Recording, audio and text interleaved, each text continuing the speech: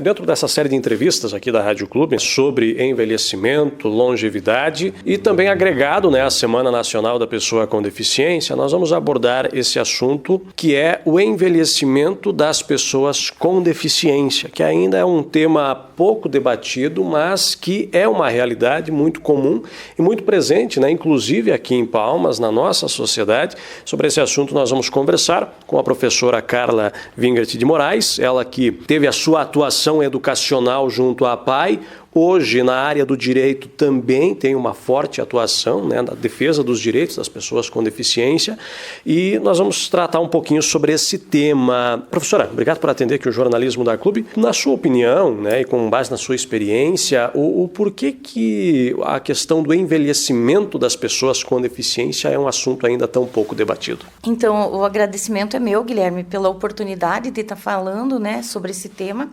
E também saúdo aos que nos ouvem, para a gente poder estar, de fato, refletindo.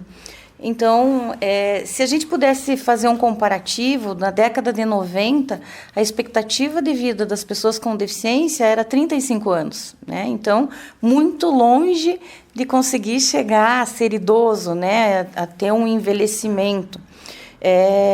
Já no ano de 2000, passou para 55 anos e atualmente, já com dados do ano de 2019, mas se mantém, eu verifiquei isso, se mantém hoje em 2025, a expectativa de vida das pessoas com deficiência é 77 anos, muito próximo das demais pessoas que não têm deficiência. E eu acredito que se deva ao avanço medicamentoso, à ciência principalmente, ao atendimento da pessoa de outra forma, a própria inclusão, a pessoa se sentindo mais participante de toda a vida, da sociedade, faz com que ela acabe avançando em idade também. E por que a gente não consegue ver esse tema tão em destaque na sociedade? Porque quando você fala em pessoa com deficiência, quando você se refere, por exemplo, a um estudante da APAE de Palmas, há uma percepção de crianças, adolescentes, jovens. Não se pensa na pessoa idosa com deficiência. Por que esse tema é tão pouco debatido? Existem vários fatores. Eu diria que nós temos poucas pesquisas ainda, poucos artigos, pouco material. Eu tenho tido a oportunidade, desde o ano de 2018, de estar à frente da coordenação estadual da área de envelhecimento da Federação Estadual das APAES aqui do Paraná, e nós já nos propusemos, já escrevemos algum material, e quando nós vamos buscar referencial teórico, para a pessoa com deficiência, ou é quase inexistente, é um processo ainda de construção. Muito do que se está sendo escrito está vindo da experiência de instituições que fazem esse tipo de atendimento e uma correlação com o referencial teórico que existe das demais pessoas fazendo essa correlação. E também eu acho que, agora dando um outro exemplo, uma outra reflexão que a gente faz, é muito comum nós ouvir da sociedade, das pessoas um pouco mais distantes, quem sabe, desse tema, mas às vezes até dos próprios familiares, entendendo a pessoa com deficiência intelectual como se ela fosse uma eterna criança, não respeitando de fato a idade cronológica. Isso é algo que a gente precisa avançar, sem sombra de dúvida, fortemente. Em vários espaços que eu me deparo, na própria conversa, quando a gente vai em alguns espaços buscando política pública para a pessoa com deficiência, é comum ouvir da parte de líderes, de pessoas que constroem tudo isso, se referindo às pessoas com deficiência intelectual como se eles fossem eternas crianças. E isso não é uma verdade, Nós no nosso trabalho dentro das APAES, a gente já procura avançar e superar bastante essa lógica. Ou seja, a ciência ela se preocupa mais em estudar o desenvolvimento da deficiência, né, da criança que porventura nasce já, né, com uma deficiência ou que desenvolve uma deficiência ainda na infância, mas ainda não se preocupa muito em estudar de que maneira essa deficiência evolui juntamente com a pessoa que acaba envelhecendo. Com certeza, ainda não é inexistente os estudos, né? Mas são poucos. Mas isso aí é um reflexo dos dados que eu te falei inicialmente, né? Há 20 anos atrás, a expectativa de vida de pessoas com deficiência era 55 anos. Então, nem chegavam nos 60 a mais, não se entendia dessa forma. Mas hoje, cada vez mais, existe uma preocupação, sim, juntamente com a deficiência, do que se sabe daquela pessoa, procurar enfrentar as comorbidades que acabam vindo com a idade avançada, né? Porque a pessoa com deficiência, ela vai associar todas as demais dificuldades que uma pessoa comum enfrentaria, né? São algumas doenças, a diminuição de mobilidade, a questão também da própria memória, que não pode ser confundida, né? Outras doenças que às vezes acabam afetando também, mas não pode ser confundida com a deficiência intelectual. Então, tudo isso é motivo para estar sendo buscado um estudo. Eu poderia citar, nós temos uma colega, uma amiga, que se tornou colega e amiga justamente pelo interesse do tema, que ela é mestranda, Elaine, é uma fisioterapeuta da região do norte do Paraná, atualmente em Campo Mourão. Ela é uma pesquisadora dedicadíssima a esta área, né? A Unicesumar também tem um grupo de estudo na área do envelhecimento e alguns pesquisadores falam sobre a deficiência intelectual. A fisioterapeuta Elaine é uma delas, e ela inclusive vem usando a nossa rede, a Federação Estadual das APAES, as APAES, para ela imprimir um estudo e procurar cada vez mais aprofundar esses dados.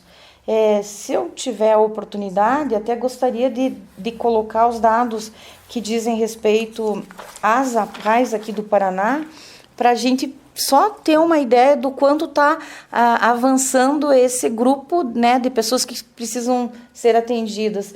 No ano de 2020, a gente fez, a Federação Estadual das APAES, então, fez uma pesquisa e eram 736 atendidos com 60 anos ou mais.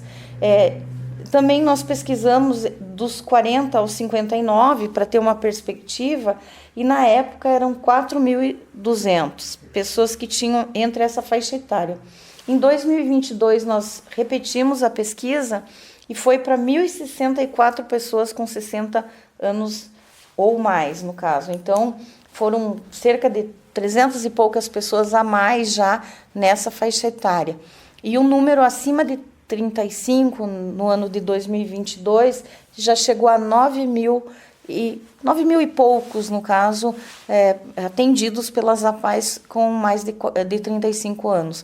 Então, realmente, é um número que está subindo de forma,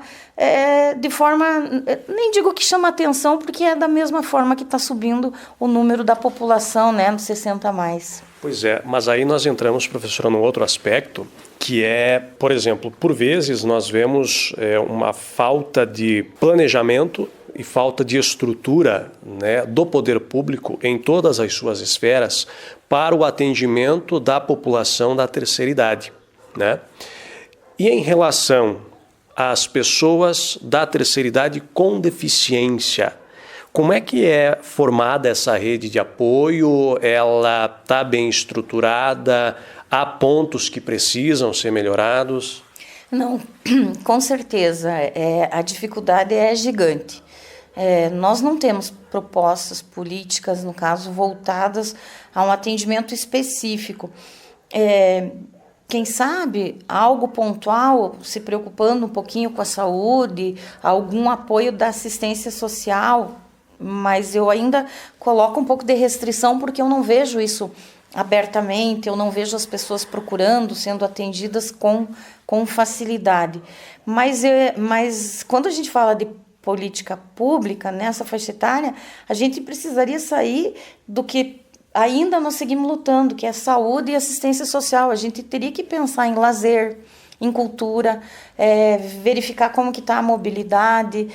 São outras situações que precisam ser discutidas e pensadas para a pessoa, né, com deficiência idosa, com muita urgência. E também uma proposta, quando a gente associa pessoas com deficiência acima de 60 anos, nos chama muito a atenção de quem é o cuidador. Né? A Federação das APAES também tem alguns dados que concentram, a maioria são mulheres, mas também são mulheres lá numa faixa etária de idade muito avançada.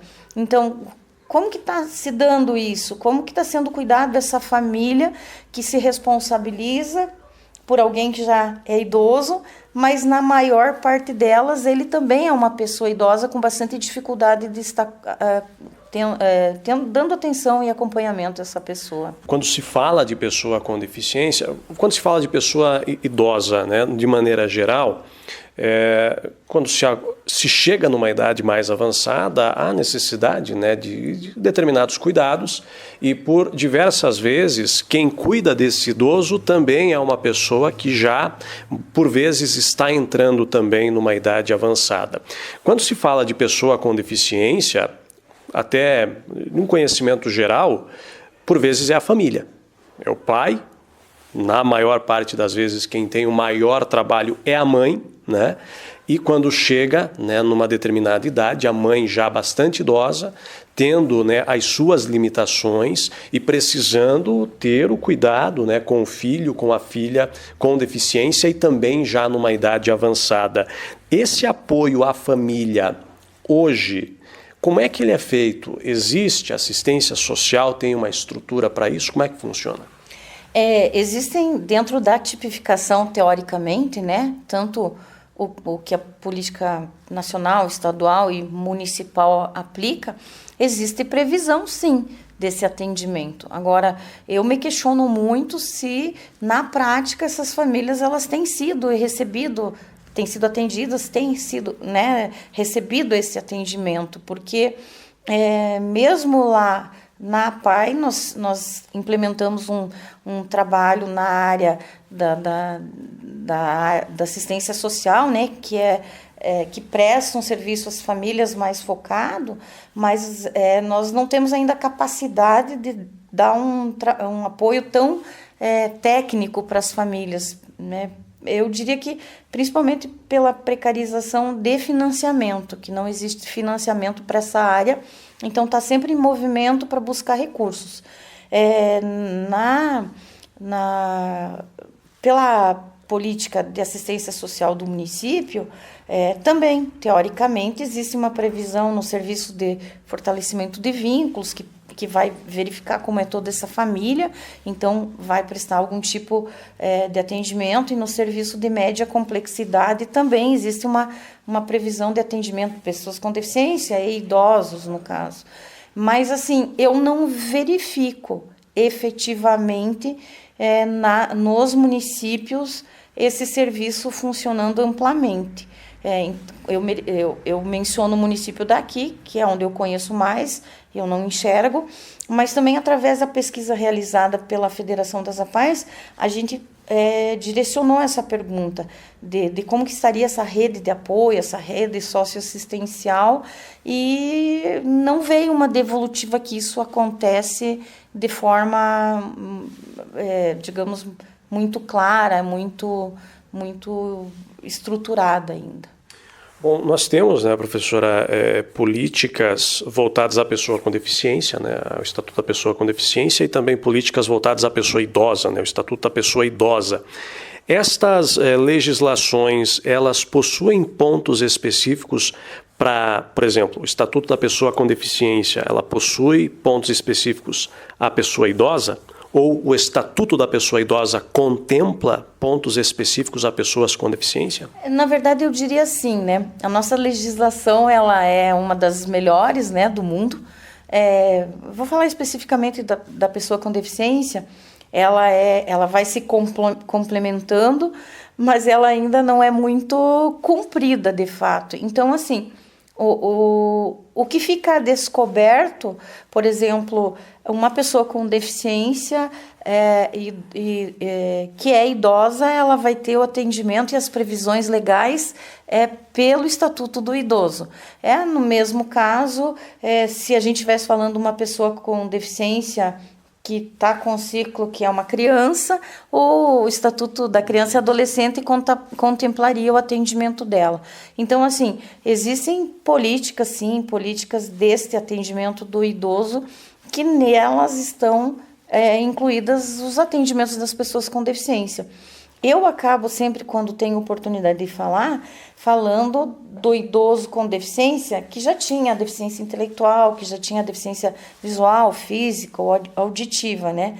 Mas ainda o que a gente precisa também contemplar é com a idade, né? Com o avanço, com a longevidade, pessoas que não tinham deficiência acabam também entrando nesse grupo de pessoas com deficiência que, por alguma comorbidade, alguma dificuldade, passam a ser cadeirantes, perdem a visão, acabam associando uma perda auditiva. Então, esse número de pessoas ela vai crescendo cada vez mais.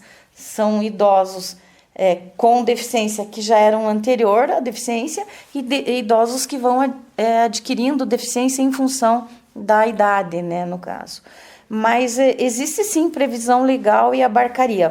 Por falta de legislação, não é o problema. Existe contemplação para todo o atendimento. O problema é a implementação, né? E esse problema, essa falta de implementação, ela se percebe em todos os níveis? Municipal, estadual e federal? Ou alguma dessas esferas tem cumprido integralmente com o seu papel em relação a isso?